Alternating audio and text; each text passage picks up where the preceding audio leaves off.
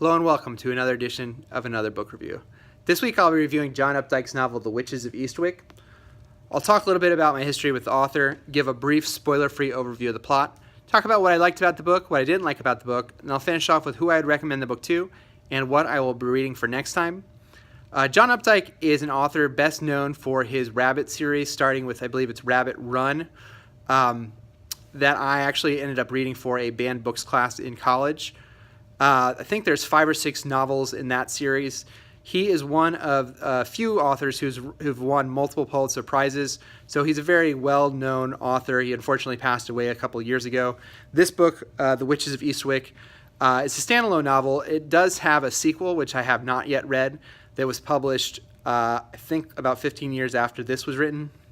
So The Witches of Eastwick, what it's about is there is a coven of witches, 3 witches in a small town in Rhode Island whose life becomes, disrupted, I guess is the best word to put it, when a strange man comes to town and buys an abandoned house. This is set during the Vietnam War. So in some ways it's kind of strange because it's a book written in I believe it's written in the mid-'80s, looking back onto the late 60s. But that's overall what the book is about without going into any spoilers. The book is really about the lives of the witches, more so the 3 witches. It kind of focuses on them and their workings.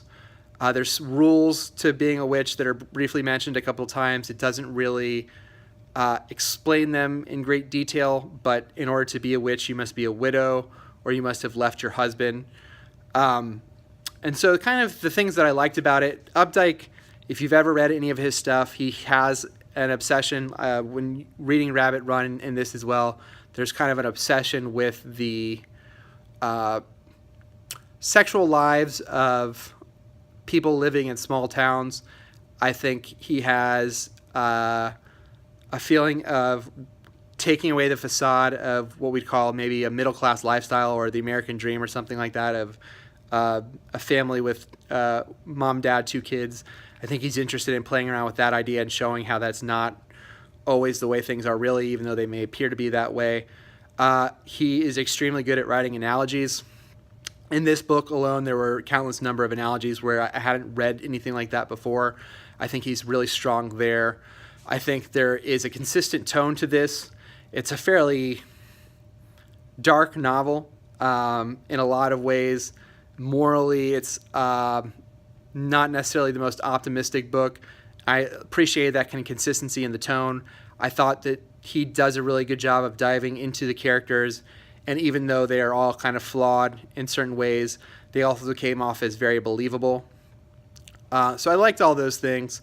I think from a standpoint of things that I didn't like or I wish they had been stronger, it is a very slow-moving book. There is a couple of major plot points in the novel, but this was about 320 pages. He's not really interested in explaining the inner workings of witchcraft. You basically just take it on face that these people are witches.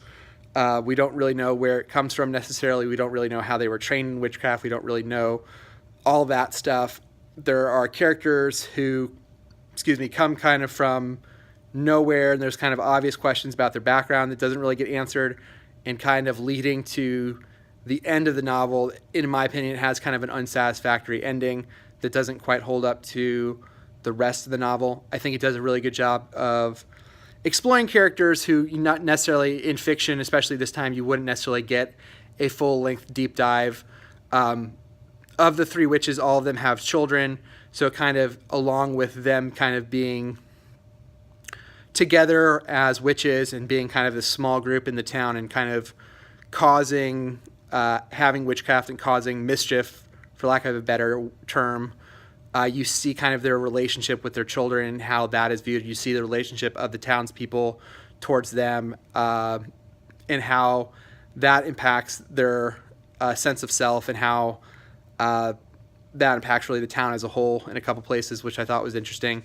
Really, I think if you're reading this, you're reading it for the writing. I think the writing is really its strong point.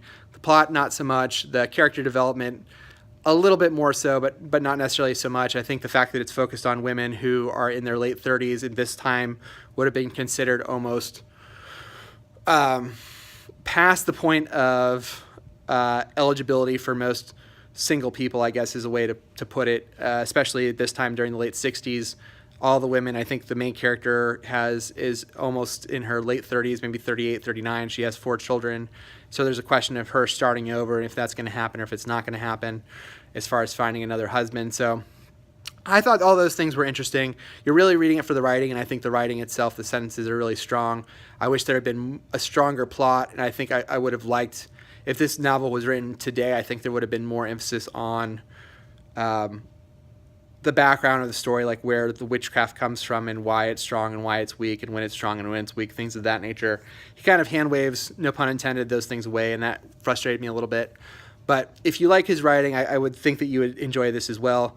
If you can get over the fact that it's a little slow. I will say there are a lot of subject matter things if you're coming into Updike without having read his earlier work. He touches on adultery a lot. There is a murder in this book. There is a suicide in this book.